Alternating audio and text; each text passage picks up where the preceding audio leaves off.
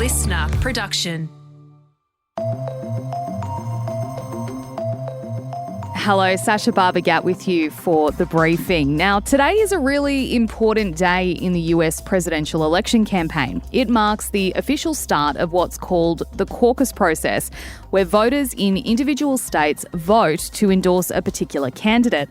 Iowa is first, so it means everyone's watching closely to see who emerges as the frontrunner, and that is expected to be Donald Trump. If Trump gets convicted in one of his trials over the next 9 months, then I think that will make a difference in the general election, but it ain't hurting him in the primary, I'll tell you that. That's coming up in the second half of the episode, but first, Bensi and Siebert is here with the headlines. It's Tuesday, January 16. Hey Sacha, so 3 new party drugs have been found on Australian shores for the first time. Workers at Canberra's Can Test discovered the substances in June of last year, and now research by the ANU has revealed they're compounds that mimic MDMA and ketamine. Experts say that the concern around these drugs is that little is known about them, but we do know that relatives of these compounds have caused overdoses. The other big concern with this discovery is the possibility that these drugs are circulating in other states, and it's almost impossible to find out because pill testing is only legally available in the ACT and Queensland. This all comes as a teenager continues to fight for life after overdosing at Hard Mission Festival in Melbourne a little over a week ago. 8 others who were also hospitalised following overdoses have now been discharged. Yeah, and it's worth noting, Bensian, that heat is expected to have played quite a big role in these overdoses at Hard Mission. However, that doesn't negate the fact that pill testing has been proven to change young people's drug-taking behaviour. There's been heaps of research into it overseas where pill testing is much more widely available. And look, on the issue of pill testing, once again, I think that this research showing that we've got these new substances doing the rounds that people are taking and not knowing what's in it, it just goes to show how important a role drug testing and pill testing can play. Both New South Wales and Victoria have had the coroner recommend pill testing trials. Neither state has taken that up. And in terms of our attitudes to pill testing, there was a 2019 survey done, and it was the National Drug Strategy Household Survey, and it found a majority of Aussies were in support of it. So it kind of begs the question, why is there no movement on this by state governments to introduce pill testing? Another US ship has been targeted by Houthi rebels in the Red Sea. The US military has confirmed an anti-ship ballistic missile struck an American-owned and operated container vessel that was flying Marshall Islands flags. There have been no reports of damage or injuries on board, and it is continuing with its journey. And US Central Command also confirmed on X that it had detected another missile fired at commercial shipping routes in the Red Sea earlier in the same day. But it hadn't made an impact. The Yemeni Houthi movement has said it's going to expand its targets to include US ships. So a spokesperson from the Iran allied group told Al Jazeera that the United States was, quote, on the verge of losing its maritime security. Pretty strong comments, and yet another escalation of conflict in the Middle East at the moment. Absolutely, and we just hope that all of these escalations in conflict don't lead to a major war in the Middle East, because at the moment we've got Israel in Gaza, Israel against Hezbollah, and the United States and the UK, among others, with the Houthis in Yemen. So things are heating up, and hopefully they don't get too hot. Australia's 3 richest people have increased their wealth by $1.5 million a day since 2020. That's according to new Oxfam analysis that claims that Gina Rinehart, Andrew Forrest and Harry Triguboff have more than doubled their wealth since the pandemic hit, while everyday Aussies are struggling with the basics. The human rights group is stepping up its pressure on the federal government to scrap the Stage 3 tax cuts as part of wider calls to implement implement inequality-busting tax reforms. Oxfam is also calling for a progressive wealth tax of 2 to 5% on Australian multi-millionaires and billionaires, which could net $32 billion a year, and a permanent windfall profits tax on big corporations so that when crises hit, corporations can't profiteer like some did during the pandemic. It also wants to see an end to fossil fuel subsidies. And this all comes as business elites gather in the Swiss resort town of Davos for the World Economic Forum. Now, Bensian, you're a big economics nerd. Tell us what the significance of that is. So basically, Davos is where very, very wealthy and very, very famous people go to talk to each other about the world and the economy.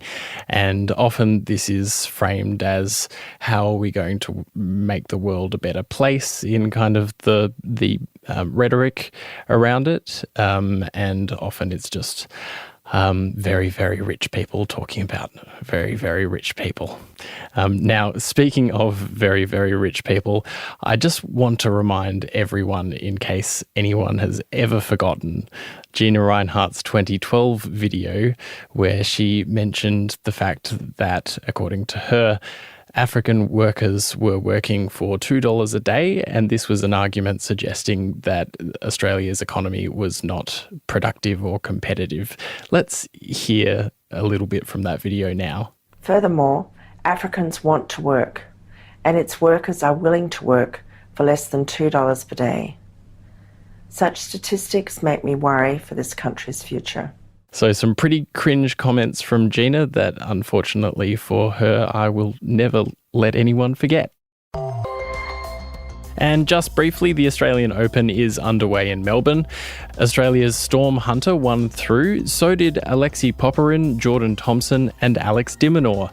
6 Australians are in action today. Yeah, big time for Melbourne at the moment with the Oz Open on. And I've just got to say, I think a lot of eyes are going to be on Alex de Minaur this tournament.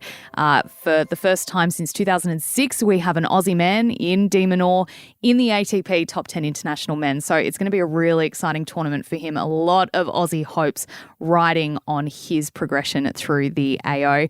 Hey, Bensian, thanks so much for joining us today for the headlines. Next up is my chat with Chas Licciardello about all things Iowa caucuses.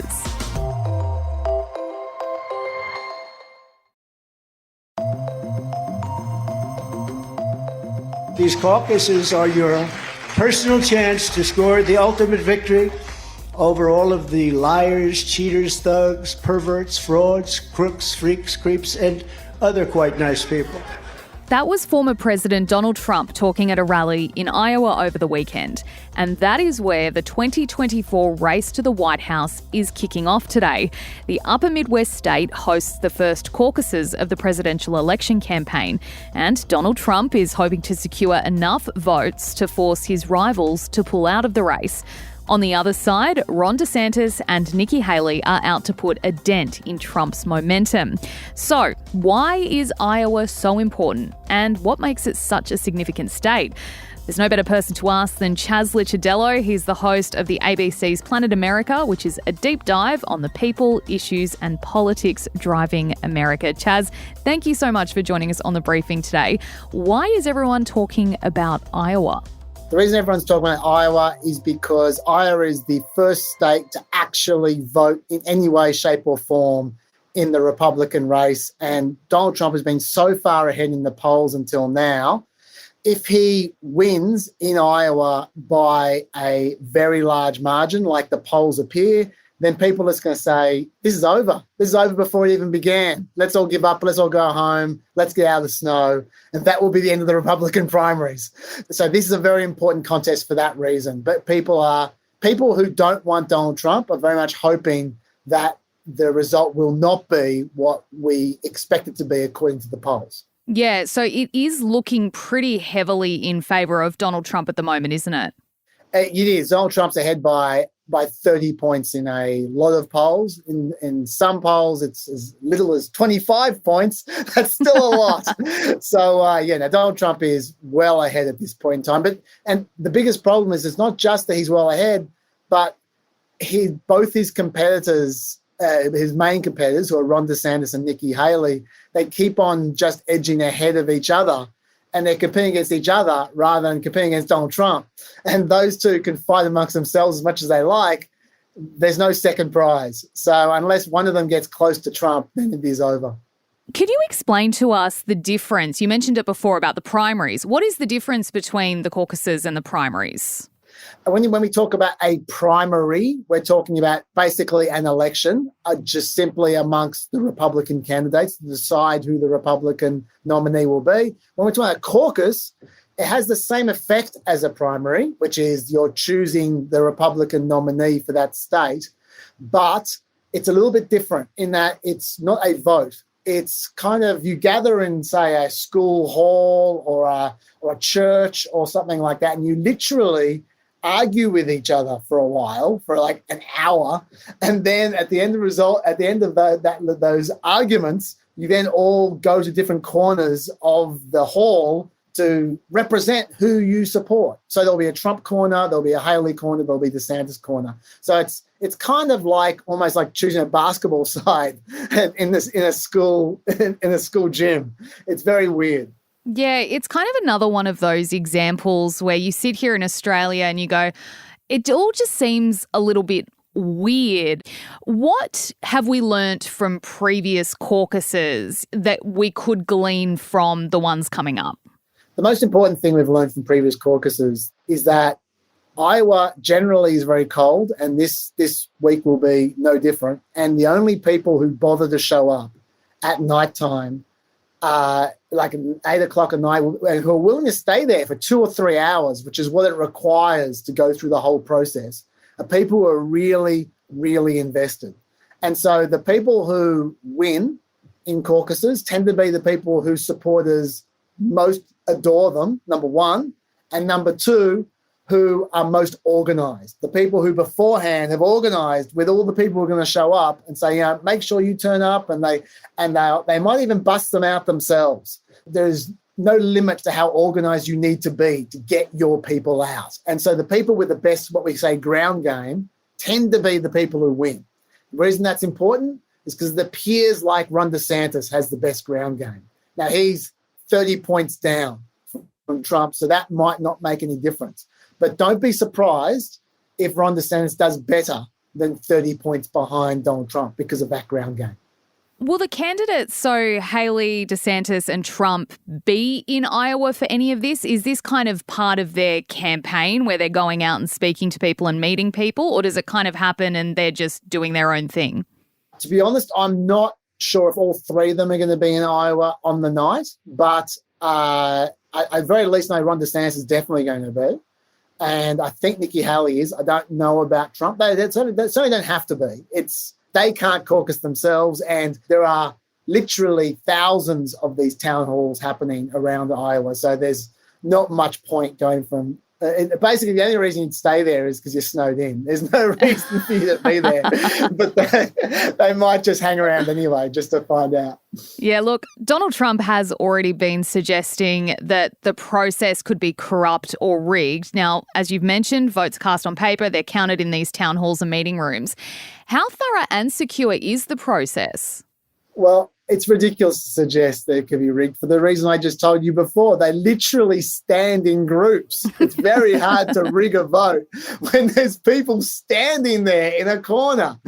So, there's no way this has been rigged at all. He says everything's rigged. I guess that's just the way he works. Speaking of Trump, obviously, we have to talk about the various trials and criminal hearings that he's currently facing. Are they likely to have an impact? That question seems to be asked in Australia a lot. Well, hang on, he's facing 91 charges and all these indictments, and people are still going to vote for him to run for president. Will we see an impact in the Iowa caucuses? If there's an impact, it will only be a positive one for Donald Trump. That is the perverse nature of Republican politics in 2024. That if the man is coming to get you, that means the man really wants to stop you, which means we should vote for you even more, even harder, twice if we could. So that's not going to hurt him at all. Yeah. I suspect that the major issues when it comes to his trials are going to be the general election. If Trump gets convicted in one of his trials over the next 9 months, then I think that will make a difference in the general election. But It ain't hurting him in the primary, I'll tell you that. Do the Democrats do the same thing? Is it a total political, across the spectrum sort of deal that happens in the US elections? Theoretically, they do, but when you've got an incumbent like Joe Biden, who's the president, he doesn't really have any serious competition. He's got a couple of also-rans who are running against him who you won't have heard of and no one cares about. So they're going to have their primary primaries as well, but Joe Biden's not going to campaign. No one's going to care. It won't be covered in the media, and he'll win 85% of the vote, and the other 15% will be the ornery types who just want to protest. But we won't be covering it, but it does happen, yes. I travelled recently and I met a lot of Americans while I was away, and across the board there was this sense that Donald Trump was the incumbent, like it was going to happen. Step us through what kind of happens after this. It's an election year, obviously. It's all going to start ramping up from Iowa. Like, this is the start. Talk us through the process from here. And also, I'd love to hear your prediction of what you think is going to happen this year. Okay, well, we got Iowa this week. Next week, we've got New Hampshire. Then there's a 2-week break. And then we have South Carolina. And that is generally what most people think is going to be the actual final stand of Nikki Haley. Unless Ron DeSantis does something incredible in Iowa tomorrow, then he's pretty much done, because he cashed all his chips in on Iowa and he hasn't done as well as he was expecting and hoping. And he hasn't invested anywhere else. So unless he basically either ties with Trump or beats Trump tomorrow, he's done. And then it's down to Nikki Haley, who may beat Trump in New Hampshire. She's getting very close to Trump in New Hampshire. South Carolina is our home state. At the end of South Carolina, she's either basically drawn level to Trump, and then we have a contest, or Trump has stayed 20 points ahead of her, in which case it's over. Then you have a break of another 2 weeks, and then you have what they call Super Tuesday, where there's like 13 states or 14 states all at once. And then it literally is over if Nikki Haley hasn't kept up with Trump at that point in time. And then they'll still have the primaries, but it'll just be a coronation. So the sting of the primaries will be over at that point in time. We'll be talking about Trump as the nominee after that. And the process will go for another 2 months, but it's going to mean nothing. What we'll be focusing then on is Trump's trials, which are the first major trials, the January 6th trial, and that, depending on what happens with some Supreme Court appeals, which I won't go into because I'll bore you, it's either going to be in March, April, or May, I would suspect, and that's going to be the big trial. Then when that's over, the convention is going to be in July, I believe. The convention is for both the Democrats and the Republicans, when they officially endorse their nominee with a huge razzmatazz party at a convention centre in an arena. And then the election is on until November. And in terms of predictions, I'm pretty sure Trump's going to blow DeSantis and Haley away. So he's going to be the nominee for the Republicans. Joe Biden will stay the nominee for the Democrats, albeit both of them are about 150 years old. So we'll see if they keep their health until November. Hopefully. If they do, then it's going to be between those two. And what I tell people, I mean, it's really silly to make predictions at this point in time, because there are events yet to come which are going to make a huge difference, in particular Trump's trials. What I tell people is, if Trump's found guilty on any of these trials, he's going to lose. If he's not found guilty, he's going to win. That's my prediction. So we'll see. Okay. Well, yeah, I mean, this year is a huge year for US politics, and no doubt we will be calling you constantly to get the updates and to get us across all of the different developments. Hey, Chas, thanks so much for joining us on the briefing today. No problems, anytime. Chas Licciardello is host of the ABC's Planet America, a deep dive on the people, issues and politics driving America. You can join us again this Savo from 3 when we take a look at an incredible story of a man who spent 3 years living in a dementia unit to learn as much as he could about the condition. And before you go, if you would like to get in touch with us here at The Briefing, maybe you've got an idea for an episode or you'd like to have your say about something we've covered, just go to our Instagram page and send us a message. It's as simple as that, The Briefing on Instagram.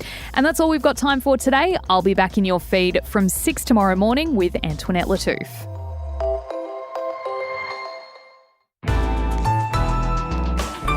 Listener. Get us across all of the different developments. Hey, Chas, thanks so much for joining us on the briefing today. No problems, anytime. Chas Licciardello is host of the ABC's Planet America, a deep dive on the people, issues and politics driving America.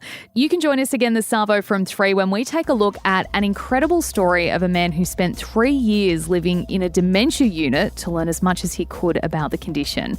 And before you go, if you would like to get in touch with us here at The Briefing, maybe you've got an idea for an episode or you'd like to have your say about something we've covered, just go to our Instagram page and send us a message. It's as simple as that, The Briefing on Instagram. And that's all we've got time for today. I'll be back in your feed from 6 tomorrow morning with Antoinette Lattouf.